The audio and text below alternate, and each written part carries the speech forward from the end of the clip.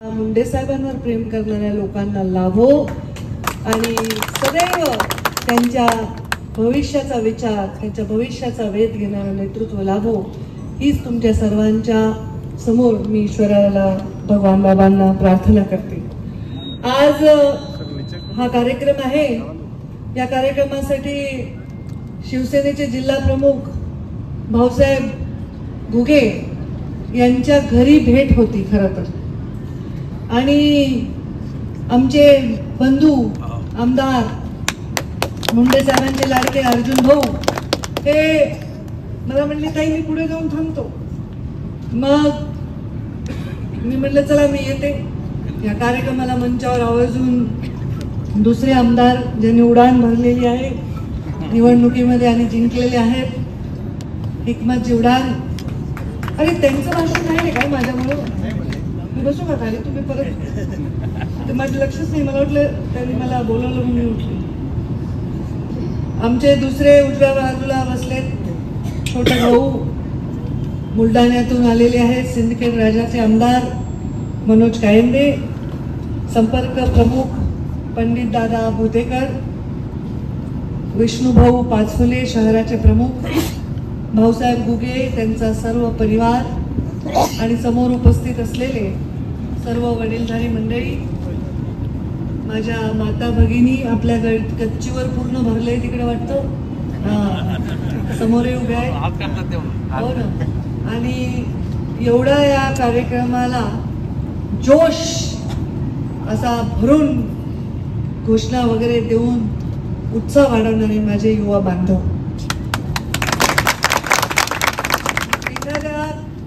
आपल्या नेत्याच्या घरी, आपल्या सहकार्याच्या घरी आपण जेव्हा भेट देतो तर अशी अपेक्षा असते त्याच्या घरचे 4-5 लोक, आजूबाजूचे 5-10 लोक आपण बसू, चहा पिऊ, ते आपल्याला सत्कार करतील। पण माझ्या बाबतीत असं कधीच होत नाही, मला कधीच चांगला चहा प्यायला मिळत नाही कारण मी गेल्यामुळे महिला एवढ्या उत्साहात असतात की त्या सगळ्या तयार होऊन म्हणजे मला सोडायला तयार नसतात। मग आता माझं असं ठरलंय की ज्यांच्या घरी मी जाते त्या पुरुषांनी चहा करून पाजवला पाहिजे मला। हा हे बरं केलं। तर इतकं प्रेम, इतका जल्लोष, मला ह्या सगळ्या गोष्टीने एखाद्याला मस्ती येईल ना थोडं, अरे मी गेले असे लोक, एवढी गर्दी, अमुक तमुक, मला टेन्शन येतं। मला वाटतं बाबा मी एवढ्या लोकांच्या अपेक्षा कशा पूर्ण करू, खूप टेन्शन येतं मला। बोलू द्या बोलू द्या रे, रोको नका। आता मी म्हणायच्या आधीच ते म्हणले बघा की ताई आम्हाला काही अपेक्षा नाही, तुम्हाला बघायला भेटलं हीच आमची अपेक्षा आहे। मला अजून टेन्शन येतं कारण दुसऱ्या राजकारण्याकडे काही बाबा काम असेल, बदली असेल, फंड असेल, मला तर नुसतं बघायचीच अपेक्षा आहे। बरं बघायची अपेक्षा म्हणजे सकाळी 7 वाजता तोंड मी आरशात पाहिल्यावर रात्री 2 वाजेशिवाय बघतही नाही, त्यामुळे आता मी अशीच आहे बघा। हे आता मला बघावं का वाटतं रे तुम्हाला? तुमच्या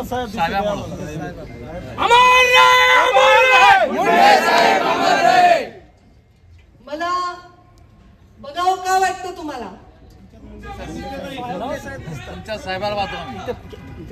आता माझी एवढी लायकी करे साहेबांची छबी माझ्यामध्ये दिसावी, पण मला तुम्हाला बघा वाटते कारण तुमच्या प्रत्येकाच्या डोळ्यात मला मुंडे साहेबांची छबी दिसते। मला वाटतं माझं कौतुक मुंडे साहेब करायचे बरं का, त्यांच्यानंतर कोण कौतुक नाही केलं रे माझं, तुम्ही करता। मुंडे साहेब विचारायचे पंकजा आली का, भाषण कसं केलं, कशी चालली, कशी बोलली, माझ्यासारखी आहे का, माझ्यासारखी बोलते का? मी सगळं तुमच्यासारखं करते, फक्त खिशातून कंगवा काढून केस नाही सगळं सगळं त्यांना कुठे सभा घेतली की तिथल्या कार्यकर्त्याला फोन करायचे, कशी बोलली, काय काही सगळ्या ठिकाणी लोक म्हणायचे साहेब आज तुमचं काही काम नाही, आम्ही ताईंवर भागवतो, सगळे तसे म्हणायचे। एक दिवशी मला म्हणले आता माझं काही काम नाही, म्हणले माझी शेवटची निवडणूक आहे। एकदा म्हणली, दोनदा म्हणली, तीनदा म्हणली, म्हणलं बाबा सारखं सारखं असं का म्हणायला तुम्ही शेवटची निवडणूक आहे? तर मला म्हणले ज्या हातात समाज म्हणजे जात नाही बरं का, जात नाही. इथे सगळ्या जाती धर्माचे लोक आहेत. ठीक आहे, माझे पाहुणे रावळे असतीलच, आता ज्याचं त्याला प्रेम असतंच आहे. जात नाही ती जात, पण जातीवादी नाही आम्ही. जात नाही, समाज म्हणते. ज्या समाज ज्या हातात द्यायचा आहे ते हात तयार झाले. आता मला काही टेन्शन नाही. मी माझा पुढची निवडणूक लढणार नाही. मी रिटायर होणार आहे. मी तुझ्या घरी येऊन राहणार आहे. तू म्हणणार म्हातारा खोकायलाय, मला त्रास व्हायला, अशी गंमत करायची माझी. आणि मला ती सेवाच करायला नाही मिळाली. साहेबांना जेव्हा लागलं असं आपल्याला कळलं असतं आणि म्हणले असते की मुंडे साहेबांना 2 बाटल्या रक्त पाहिजे, 2 कोटी बाटल्या रक्त तिथे तयार झालं असतं. तर संधीच नाही मिळाली. संधी नाही मिळाली. तेव्हा मी राजकारणात काम करते. बघा, राजकारण आहे. राजकारण म्हणजे गढूळ पाण्यात कपडे धुण्यासारखे. त्याच्यात पुन्हा मी तुरटी फिरवून फिरवून किती फिरवू. आता ठरवून सुपारी असते, लोक बोलतात, आरोप करतात, काहीही बोलतात, येणं न घेणं कशातही आपलं नाव ओढतात. पण मी राजकारणात का आहे हे सगळ्यात त्यांनी ऐकावं. जे खोटं बोलतात, आरोप करतात अशी लोक असतात जगात, त्यांनी ऐकावं. ज्यांचं स्वतःच्या वडिलांवर प्रेम आहे आणि ज्यांनी स्वतःच्या वडिलाला गमावलंय. माझ्या तुमच्या नजरेत जे गोपीनाथ मुंडे मला दिसतात आणि जे मला बघतात ना, ती नजर खाली न जाऊ देण्यासाठी मी राजकारणात. मी नुसती गोपीनाथ मुंडेंची मुलगी म्हणून तुम्ही जमला नाही, माझं मत आहे. खरं आहे का खोटं माहित नाही. मी गोपीनाथ मुंडेची मुलगी म्हणून तुम्ही जमला नाहीत. केवळ असते मी गोपीनाथ मुंडेची मुलगी, टाईटच राहिले असते, कपड्याला दाग लागू दिला नसता, कोणाला जवळ उभं राहू दिलं नसतं, कशाला तुम्ही मला नमस्कार घातला असता. खूप असे मोठे मोठे नेते ना, जरुरी नाही की त्यांच्या पुढे परिवाराला लोकांनी स्वीकारले. मी हे करण्यासाठी माझ्या जीवनातला प्रत्येक क्षण खर्ची घातलेला. साहेब जिवंत असताना देखील एक क्षण असे अनेक गेले जिथे साहेब एकटे पडले होते. तेव्हा मी एवढंस लेकरू का होईना साहेबांच्या खांद्याला खांदा लावून भांडत होते. घाबरत नव्हते, कुणाच्या बापाला घाबरत. आताही घाबरत मान करते मी. अर्जुन भाऊ करते, हिकमत उडाल्यानंतर अरे हिकमत भाऊ, पण मान करेन, पण मी घाबरत नाही. का घाबरत नाही? कारण काय मला पाहिजे. अहो मला सांगा भाऊ, याच्यापेक्षा काय संपत्ती हो? 100% याच्यापेक्षा काय संपत्ती आहे? मला काही देशातलं मोठं पद जरी दिलं आणि कुणी मला तिकडं विचारायलाच येईना, कोणी धक्काबुक्की नाही झाली, निघाला नाही झाला, ओरडाओरडा नाही झाला, तर काय करू ते पदाचं? मी लोणचं घाल का? मी किती माझ्या पियांना शिव्या घालते. तुम्ही नीट वळण लावत नाही, तुम्ही लोक मला तुडवतेत, माझा पाय सुचतेत रात्री, माझी ओढणी फाटती, माझे केस उडते. तत्तच केस दाखवले मनोजला मी, उपटलेले एवढे मोठ्या हातात. आणि मग सगळं बरोबर करते. तुम्हाला काही कळत नाही, तुम्ही माझी काळजीच घेत नाही, माझ्या जीवावर तुम्ही असून माझा जीव घालता का काय? पण खरं सांगू का, ह्याच्यातच मजा आहे. अब सांगा, माझ्याकडे अब्जो रुपये असले तर आहे का मला खायला वेळ? काय करायचे त्याचे? नाही येत माझ्याकडं. असले तर काय करू त्याचं? सांगा काय करू शकतो? किती सोनं लॉकर भरून जरी कुणाकडे असलं तर काय करायचं? ते घालून घरात बसलं कुणीच बघेना. काय करायचंय? माझा श्रृंगार, माझा अलंकार, माझे लोक आहेत जे माझ्यावर प्रेम करतात. काय आता 45 वर्ष झाले मला पूर्ण. आता तुमची सेवा जेवढे पुढे दिवस देवानी माझ्या कपाळावर लिहिली तेवढी करणार. पण तुम्हाला पोरांना, आपल्या नातवांना सांगावं वाटतंय, हे बघा ही आपली पंकजाताई. मला ज्या घरात मी जाते, छोटी पोरगी असली की ते म्हणतात, ताई हे बघा ही पंकजाताई व्हायची म्हणती. ह्याच्यातच समाधान आहे रे, काय पाहिजे अजून? अगदी चांगली नसते तुम्ही म्हणताल का तिला करा माझ्यासारखं म्हणून? तुम्ही म्हणतात का अरे आपल्या पोरांनी अंडरवर्ल्ड मध्ये गेलं पाहिजे, आपल्या पोरांनी तंबाखू खाल्ली पाहिजे, असं कोणी म्हणतंय का? कुणालाही वाटते आपले लेकरं चांगले व्हावे.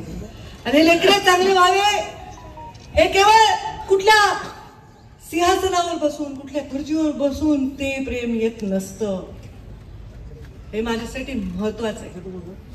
आता तुमच्या गर्दीचं टेन्शन अजूनही काय बाबा? मला एवढे डीपीसीचं पत्र, एवढा निधी नाहीच डीपीसीला. आता मला टेन्शन आलं, पण त्यांनी सांगितलं बघूनच पोट भरते. बघा तुम्ही तर पत्र घेऊच येऊ नका. बघू आता कोर भर जितकं वाढता येईल वाढू आम्ही. आमच्या हातात ताट आहे ते जेवढं वाढता येईल तेवढं वाढू. पण खरं सांगते, जालना जिल्हा, मी सांगते बीड जिल्ह्याची मी पालकमंत्री होते 5 वर्ष. असं सुईच्या टोकावर एवढं सुद्धा नाही मावणार असं काहीच झालं नाही जिल्ह्यात. सगळं जिकडे तिकडे छान, कधी नाही काही विषय, काही नाही. 5 वर्ष उठके लागत होत्या मला नंतर. का तर लोक म्हणायचे ताईंनी मुख्यमंत्री ग्रामसडक योजना केली, ताईंनी पाणी दिलं, ताईंनी जलयुक्त शिवार केलं. मी ज्या दिवशी अर्जुन भाऊ पालकमंत्री झाले त्या दिवशी आमच्या जिल्ह्यामध्ये 5000 टँकर होते. इतका दुष्काळ बीड जिल्ह्यामध्ये होता. आम्ही रेल्वेने पाणी लातूरला आणलं होतं. एवढी परिस्थिती. मी लातूरचे पण पालकमंत्री होते. आणि त्या जिल्ह्यामध्ये नंतर कधी टँकर लागलं नाही. इतका जलसंधारणाचं जलयुक्त शिवारचं काम चाललं. मुंडे साहेबांनी एकदाच मंत्री झाले जीवनात, एकदाच. बरोबर आहे की नाही? अजून लोक म्हणतात की अंडरवर्ल्डचा खात्मा करणारा वाघ जर कोणी असेल तर गुन्हा कोणी केला ह्याला महत्व नव्हतं. गुन्हा कसा झाला याला महत्व होतं.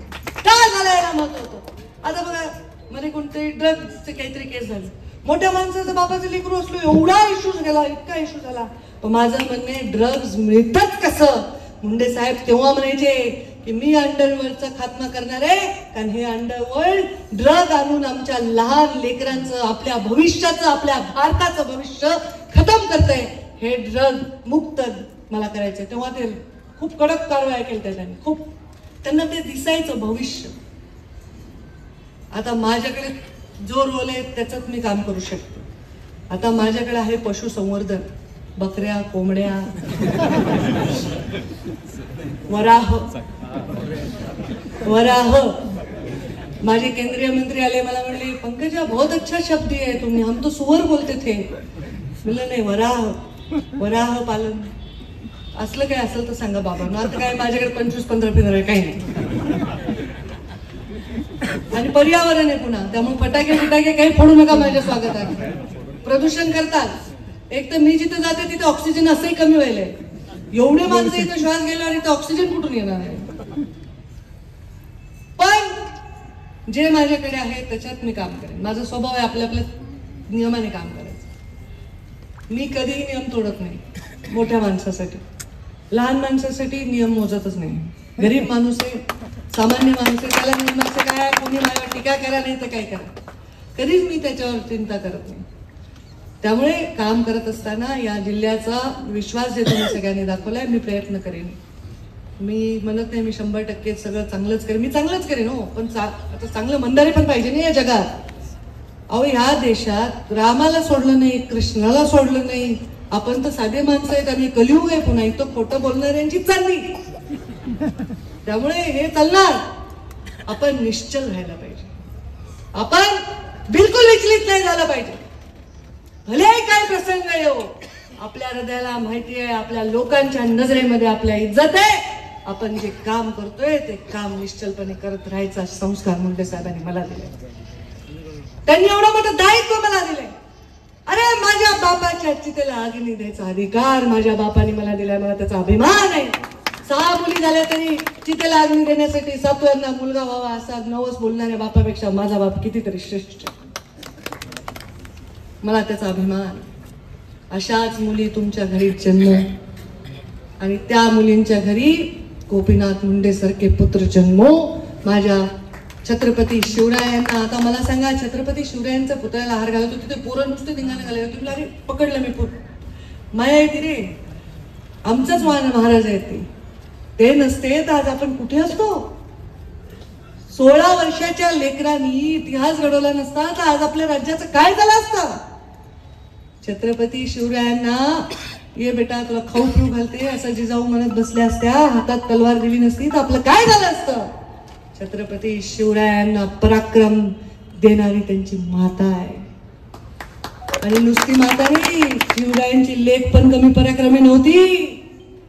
अरे, जेव्हा शंभूराजे छत्रपती शिवराय मोहिमेवर जायचे तर या सगळ्या महिला गड सांभाळायच्या, गड राखायच्या, राज्य कारभार उत्कृष्टपणे चालवायच्या. माझ्या पुण्यश्लोक अहिल्यादेवी आदर्श काम त्यांनी केलं. किती दुःख, किती यातना भोगल्या. पण कधीही न्यायाची बाजू सोडली नाही. म्हणायचे अन्य अहिल्यादेवी सारखा न्याय कोणी करू शकत नाही. माझ्या सावित्रीबाई फुलेंनी शेणाचे चिखलाचे गोळे अंगावर खाल्ले, पण स्त्री शिक्षणाचा वसा घेतला म्हणून तुमच्या समोर मी आज उभी राहून भाषण करायले. माझ्या रमाईने त्याग केला म्हणून या देशाला संविधान देणारे बाबासाहेब आंबेडकर खरले. प्रत्येक महापुरुषाच्या मागे स्त्रीचा त्याग आहे. प्रत्येक महापुरुषाच्या मागे स्त्रीचे संस्कार आहे. मग काय, जर महापुरुषाच्या मागेच राहायचं का स्त्रीने? पुढे जावं कधी? आता आम्ही विचार केला, आम्हीच करतो ते महापुरुषाचं काम. आता त्यामुळे ते काम करण्यासाठी मी जीवनात निघालेली आहे. तुम्हा सर्वांच्या आशा पूर्ण करावं एवढं माझं वैभव नाही, एवढं मोठेपण नाही माझ्या हातात, एवढी शक्ती आहे का नाही मला माहित नाही. पण तुमचा अपेक्षा भंग नाही होणार एवढा प्रयत्न मी नक्कीच करेन. भाऊसाहेब, तुम्ही माझं स्वागत केलं, बहिणीला साडी नेसवली, ओटी भरली. आज गणपती, गणेश जयंती आहे, गणपती दिला मला. सुख करता दुःख हरता विघ्न हरता गणपती. हे गणेशा, तुझ्या चरणी मी प्रार्थना करते, तू सुख दे माझ्या लोकांना. सुख म्हणजे काय? किलोभर तुम्हाला सोनं आणून देणं सुख नाहीये. तुमच्याकडे असणाऱ्या छटाकभर सोन्यातच आनंद मानणं हे सुख आहे. नाही तर किती दिलं तरी संपत्ती कमीच आहे ना. आहे त्याच्यात आनंद मानणं सुख. सुखी कर, दुःख हर, या समाजातलं दुःख हर.